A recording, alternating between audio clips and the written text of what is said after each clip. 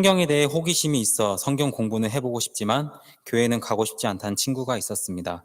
그 친구가 혼자서 성경을 읽더니 궁금한 부분을 저에게 질문했는데 어떻게 대답해야 할지 몰라서 당황했던 적이 있습니다. 그 질문은 다음과 같습니다.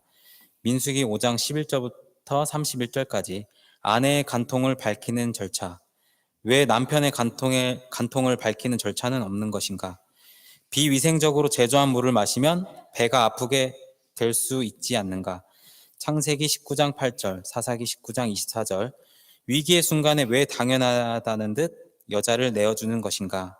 이러한 상황에 대해 언급이 없이 자연스럽게 이야기가 흘러가는데 하나님도 이걸 당연하다고 여기시는 것인가? 왜 성경은 남성 중심으로 흘러가는가? 1, 2번은 평소 성경을 읽을 때 아무 생각 못하고 그냥 넘겼던 부분이라 질문 받았을 때 당황스럽고 궁금해졌습니다. 요즘 여성인권과 관련된 활동들이 많아지면서 이러한 궁금증을 갖게 되는 사람이 많아지겠다는 생각이 들었습니다. 하나님은 질서의 하나님이고 영원한 세계에서는 남녀의 차별 없이 살아간다고 설명해 주기도 했는데 친구에게는 좀 더 설명이 필요해 보였습니다. 어떻게 설명해 주면 좋을까요? 이게 전도하다 보면 이렇게 겪게 되는 의문인데요. 성경 공부는 해보고 싶지만 교회는 가고 싶지 않다. 네, 이 말도 맞는 말인데요. 그래서 저희가 전도할 때 교회에 소속되거나 다니라고 그러지 않는 거예요. 성경을 배워보라고 그러는 거지. 어떤 분이 나는 뉴욕에 가면 자유의 여신상 앞에서 사진은 찍고 싶은데 미국은 가고 싶지 않아. 그런 건 이상하잖아요. 미국에서 안 살아도 돼요. 잠깐 가서 구경하고 오면 되는 거잖아요. 마찬가지로 교회에 소속되거나 다니라고 그러는 게 아니에요. 성경을 배울 때만 오는 거거든요. 여기 다니라거나 소속되라고 그러는 게 아니기 때문에 그걸 명확하게 이해시켜 주는 게 필요해요. 그리고 그 의문들은 이게 이제 하나하나 대답은 할 수 있는데 이제 한번 보세요. 성경을 보게 되면 많은 의문이 생겨요. 당연히. 여러 가지가 있습니다. 예를 들면 선악과 얘기 듣자마자 의문이 생겨요.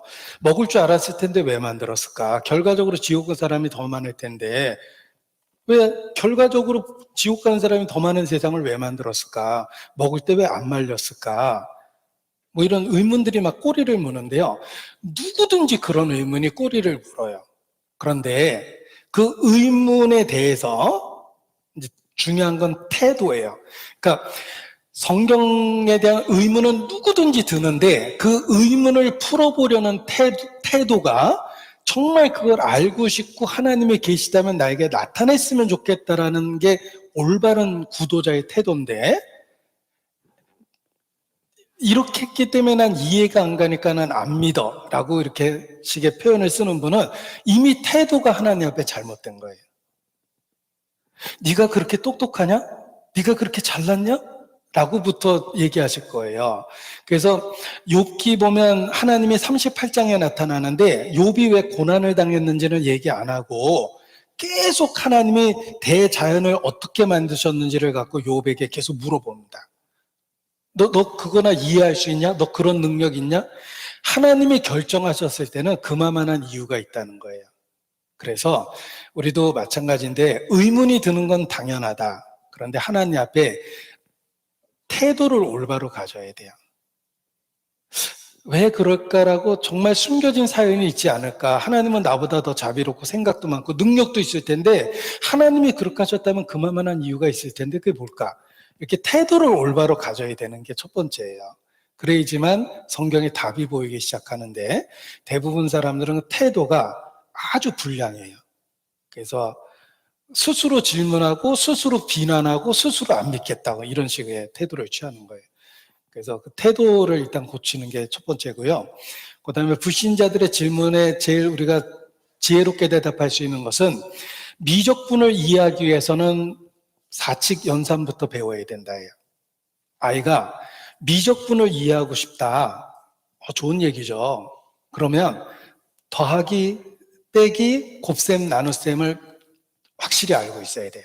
구구단도 못 외웠는데 미적분을 논하자 그러면 안 돼요. 마찬가지로 하나님이 왜 이런 일을 하셨을까라는 부분은 하나님의 존재부터 알아야 돼요. 일단 보세요. 하나님 그러면 우리가 믿는다라고 그랬을 때 첫 번째는 그가 반드시 계시는 거예요. 하나님이 계시다는 것부터 알고 그 하나님이 어떤 분이냐 아느냐는 건 두 번째며, 이건 별개의 문제예요. 여기 고아가 있는데 아버지라고 주장하는 사람이 나타났어요. 첫 번째는 진짜 아버지냐가 중요한 거예요. 진짜 아버지냐. 진짜 아버지 맞아요.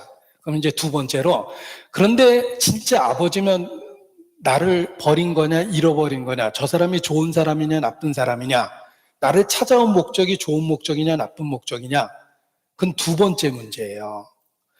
그런데 사람들은 이제 하나님이 이러이러하니까 이해를 못해 라고 얘기하면서 존재를 부정하려고 그래요. 그래서 저희가 전도할 때 먼저는 하나님의 존재에 대한 인식을 확실히 하고, 그런데 이분이 선한 분이냐 나쁜 분이냐 나에 대해서, 그거는 이제 두 번째 배워야 될 문제예요. 그래서 기초는 여기에 해당돼요. 일단은 쉬운 걸 배워서 어려운 걸 이해해가고, 하나님의 속성을 이해하면 하나님이 이 세상을 다스리는 섭리에 대한 이해가 돼요. 이 섭리라는 말을 어려운 말로 경륜이라고 그래요. 하나님이 세상을 다스리는 이치예요. 악인이 왜 잘 될까? 왜 끔찍한 전쟁을 방치하는 걸까? 이런 것들은 섭리거든요. 하나님의 경륜이에요. 이런 부분을 이해하려면 여기서부터 이해를 해야 돼요. 그래서 누구든지 하나님께 나아가느냐는 그가 반드시 계신 것과 이렇게 시작을 하는 이유가 그거기 때문에, 이제 그 하나님에 대한 쏟아놓는 의문들은 대개 여기와 관련된 게 많아요. 왜 여자에게는 정절을 확인하는 방법을 주시고 남자는 왜 그냥 놔뒀냐, 그런 얘기에 대한 질문은 어차피 하거든요. 사람이 다 궁금한데, 그 부분을 해결하기 위해서는 진짜 하나님이 계실까부터 논증하고 성경이 정말 하나님 말씀일까부터 배워나가는 거예요. 그래서 신이 정말 존재하는가? 성경은 과연 하나님의 말씀인가? 성경은 어떻게 한 권의 책이 되었는가? 이런 부분을 기초적으로 배우면서 와야 되기 때문에 좋은 질문이다. 그래서 기초부터 배워보자. 이게 더 지혜로울 거예요. 하나하나 의문을 풀어주려다가 말다툼 생기는 것보다는 그게 훨씬 지혜롭다라는 얘기를 드리고 싶습니다. 네.